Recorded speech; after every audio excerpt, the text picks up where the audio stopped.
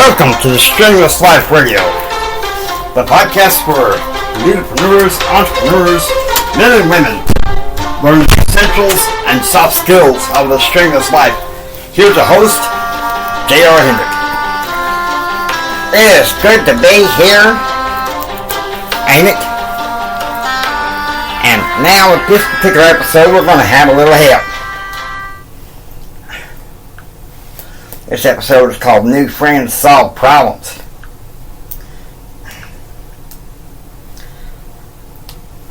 Signs that you need new friends, Terri Seville-Foy. That's right.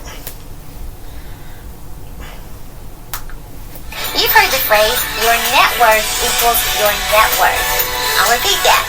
Your net worth is equal to your net worth. I'm reloading. I just want you to know I'll host in this because next two I'm going to host and we'll see how Jimmy feels.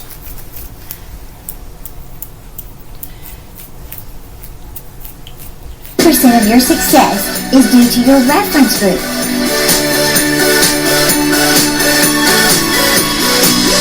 Hey, I'm Terri Seville-Foy, your cheerleader of dreams.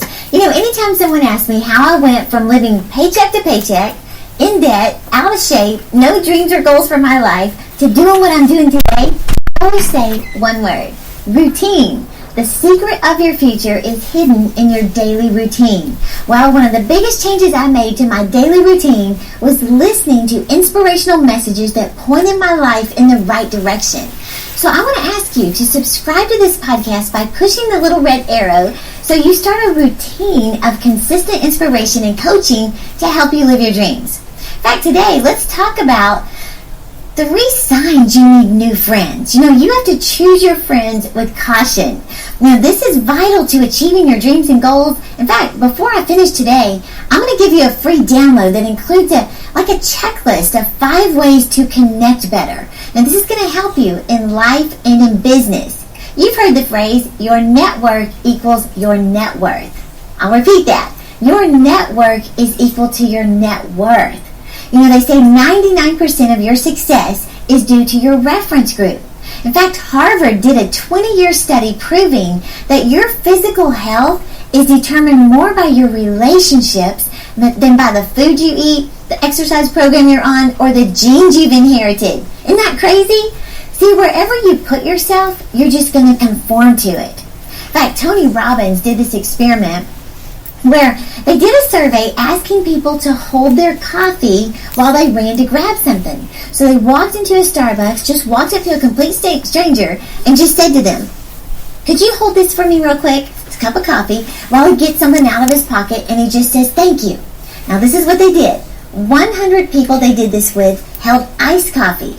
100 people they also did it with held hot coffee. So iced coffee, hot coffee. And all they're saying is, would you hold this for just a minute while I grab something out of my pocket? Get this. 45 minutes later, an actor walked in and said, "Hey, we're doing this little test. For $5, would you read this little story? It's only 3 paragraphs, answer 3 questions about the character. What's the character like?" Things like that. Get this. 80% of the people who held the iced coffee said the character was cold and mean. 81% of the people who held the hot coffee said the character was warm, gentle, and nice. Isn't that wild? They said this is just proof of how much we're conditioned by our environment. Well, if you want to upgrade your life, you have to upgrade your peer group. You have to connect with the right friends. So 3 signs that you need new friends. Number 1, T.D. Jakes said, if you have to encourage and feed everyone around you, your crowd is too low. Are you the one always trying to keep everybody motivated? You're trying to keep everybody optimistic and positive? Then you need new friends. Number 2, if you're the smartest person in your group, you need new friends.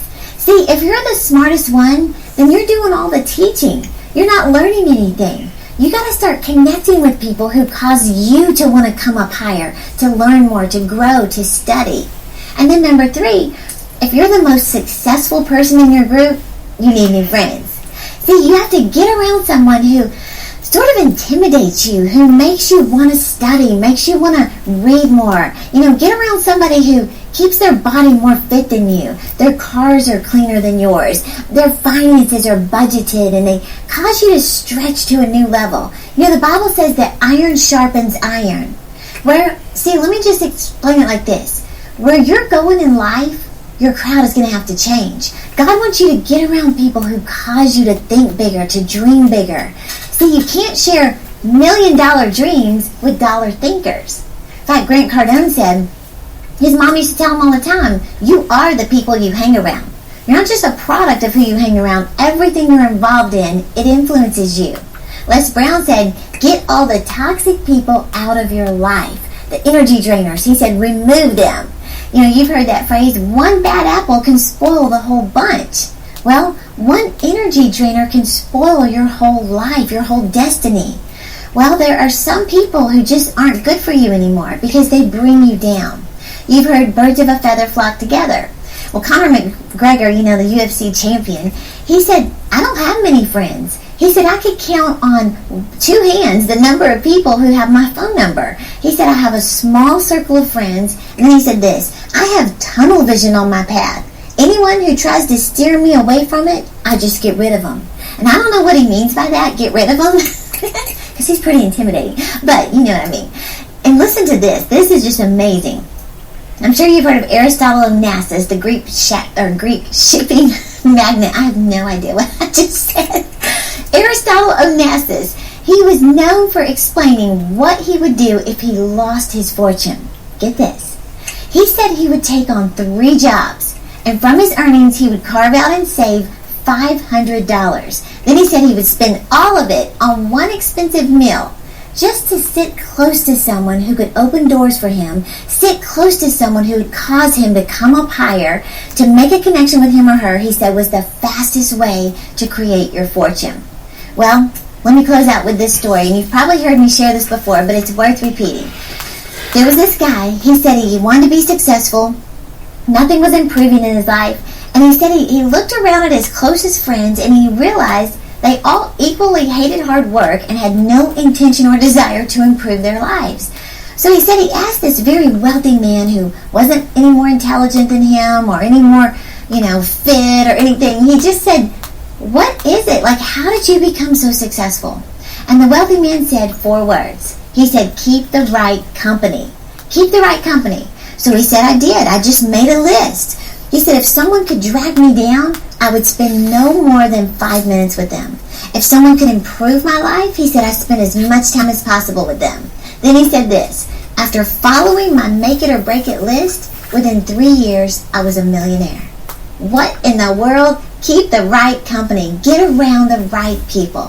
So, I'm not trying to be rude in this podcast and just saying dump your old friends. I'm just saying limit your exposure to people who are dragging you down. Get around people who cause you to want to come up higher. In fact, I want to help you connect better. This could mean connecting with the right people, connecting with customers, connecting with your audience on camera, through resources and sales, connecting with mentors. See, you have to be able to connect in order to fulfill your assignment and live your dreams. John Maxwell said it best. He said, everyone communicates, but few connect. Well, I want you to get this free 3-part email series to help you succeed in life, and in business, and in your relationships that will lead you to your dreams. So I'm going to show you how to access this free teaching that I believe is going to change the direction of your life because you're going to start connecting on a deeper level. So, let me mention our YouTube subscriber of the week. This week, it's Maria Guild. I think I'm going to interview you, just ask you this one question, JR, and then you can answer it. When was it that you reached this epitome that you needed new friends? Was in April of 2003. My best friend, who was a Navy SEAL, was killed by a mortar shell in Iraq.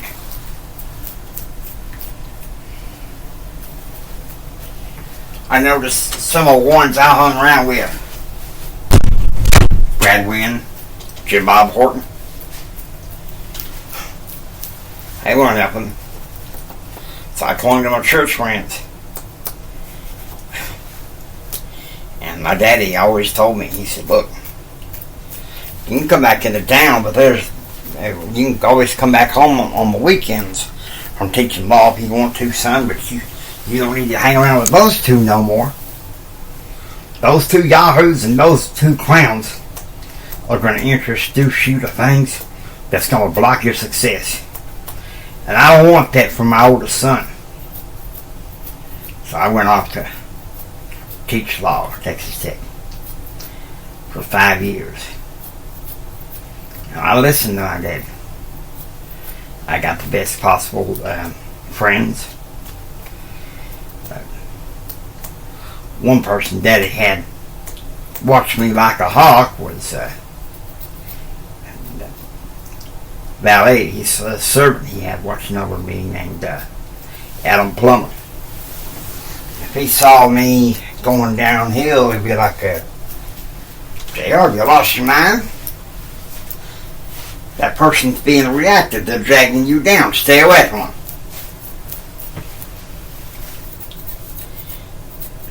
See, not everybody has the benefit of a good, strong father.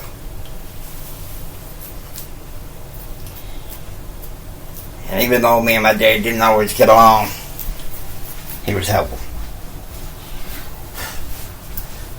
Well, JR, you're fortunate because I didn't listen to my daddy, the man that raised me. Because my Brad and my Jim Bob, I mean, let's be honest. The more and more I hung around with them after my buddy Keith died, the less and less they seemed helpful. And I could have hung around any style of proactive friends and been successful. But I decided to hang around with the Yazoos and be reactive. As much as I may have wanted to be proactive, it was just not working. So, new friends solve problems. And mine started with Toastmasters. JR. Yeah, I take part in Toastmasters as much as I possibly can. In addition to my speaking and coaching career, online education of sorts. But I want you to know you are appreciated here at the Strenuous Life Radio. So I want you to get ready, because we are people that care about you and love you.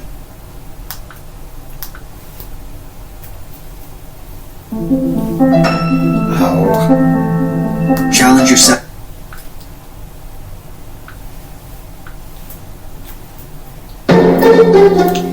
Hope you've enjoyed listening to the Strenuous Life Radio. If you like what you hear, please subscribe. Become a part of the Strenuous Life Radio family. This is Jimmy and JR signing off, saying, don't just sit there and take it. Build your dreams so you can take it. Do what others don't so you can be what others want. Do what others don't so you can have what others can. JR finishes off. Like my daddy always said, think strong, you live strong, and you live the strenuous life. God bless you. Y'all take care now, you hear?